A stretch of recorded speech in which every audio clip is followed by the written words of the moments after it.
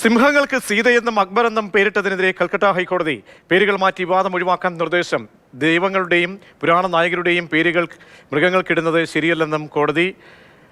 ബലു, ഈ ഹർജി കോടതിയിലേക്ക് എത്തുമ്പോൾ ഗൗരവ സ്വഭാവം ഏറുകയാണോ? കോടതിയുടെ ഇടപെടൽ എങ്ങനെയാണ് വരുന്നത്? കൽക്കട്ട ഹൈക്കോടതിയുടെ സർക്യൂട്ട് ബെഞ്ചിന്റെ ഭാഗത്ത് നിന്നാണ് സുപ്രധാനമായി ഈ നിരീക്ഷണം ഉണ്ടായിരിക്കുന്നത്. അതായത് സിലിഗുഡിയിലെ സഫാരി പാർക്കിലെ സിംഹങ്ങൾക്ക് അക്ബർ എന്നും സീത എന്നും ഒക്കെ പേരിട്ടതിന് എതിരെയാണ് ഇപ്പോൾ കോടതിയുടെ പരാമർശം ഉണ്ടായിരിക്കുന്നത്. സീത എന്ന് പേരിട്ടതിനെതിരെ വിശ്വഹിന്ദു പരിഷത്താണ് കൽക്കട്ട ഹൈക്കോടതിയെ സമീപിച്ചിരുന്നത്. ഇത് പരിഗണിക്കുന്നതിനിടയിലാണ് ഈ കൽക്കട്ട ഹൈക്കോടതി ഈ സിംഹങ്ങൾക്കും അതുപോലെ തന്നെ വളർത്തുമൃഗങ്ങൾക്കുമൊക്കെ ദൈവങ്ങളുടെ പേര് എങ്ങനെ ഇടുന്നു, അതുപോലെ പുരാണ നായകരുടെ പേര് എങ്ങനെ ഇടുന്നു എന്നൊക്കെ ചോദിച്ചത്. ഈ സിംഹങ്ങൾക്ക് രവീന്ദ്രനാഥ ടാഗോറെന്നോ അല്ലെങ്കിൽ രാമകൃഷ്ണനെന്നോ ഒക്കെ പേരിടുമോ എന്നായിരുന്നു കോടതി വാക്കാൽ ആരായുകയും ചെയ്തിരിക്കുന്നത്. അക്ബർ എന്ന പേര് സിംഹത്തിന് ഇട്ടതിനെയും ഈ കോടതി വിമർശിക്കുകയും ചെയ്തു. ഈ ഏതെങ്കിലും വ്യക്തികളുടെ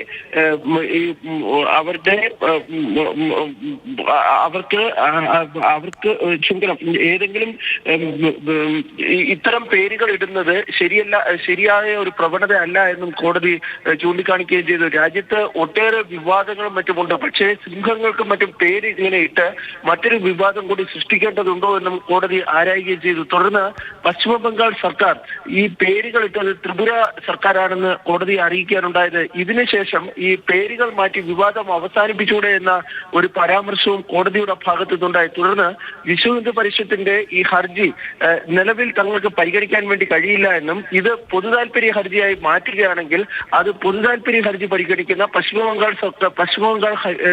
കൽക്കട്ട ഹൈക്കോടതിയിലെ ഉചിതമായ ബെഞ്ച് പരിഗണിക്കുമെന്നും വ്യക്തമാക്കി ഈ കേസിലെ നടപടികൾ കോടതി തീർപ്പാക്കുകയാണ് ചെയ്തിരിക്കുന്നത്. ശരി, ബി ബാലഗോപാലാണ് വിവരങ്ങൾ. ഇത് സിംഹങ്ങൾക്ക് ദൈവങ്ങളുടെ പേര് ഇട്ടതിനെതിരെയാണ് ഹൈക്കോടതിയുടെ ഇടപെടൽ വരുന്നത്.